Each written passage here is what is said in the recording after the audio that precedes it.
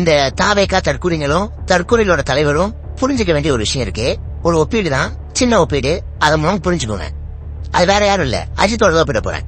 அஜித் ரீசெண்டான பேட்டில என்ன சொல்லிட்டாருன்னா, தயவு செஞ்சு உங்க அன்பை வெளிக்காட்டுறதுக்காக உங்க உயிரை பணைய வைக்காதீங்கன்னு சொல்லிட்டாரு.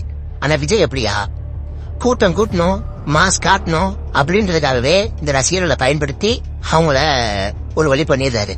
அஜித் அந்த வீடியோல பேசும்போது கவனிச்சீங்கன்னா, அது அரசியல் இல்ல, யார் மேலையும் பழி போடல, மனித நேற்று அடிப்பில் கடிச்சுள்ளாரு. ஆனா விஜய் பாதிக்கப்பட்ட குடும்பங்களை கரூர்ல போய் பார்க்காம இந்த பிரச்சனைக்கு தான் தான் காரணம் தெரிஞ்சும் முதலமைச்சர் மேல பழி போட்டு வீடியோ வைத்தாரு.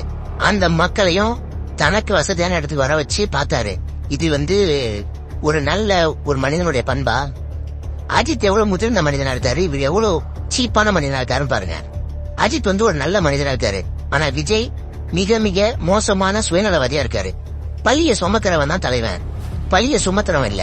கொள்கையே இல்லாத நம்ம டிவி கட்சி அஜித்தோட இந்த கொள்கையிலாவது கடைபிடிக்கணும். விஜய் சார், இந்த கொள்கையில கொஞ்சம் கடைபிடிங்க சார்.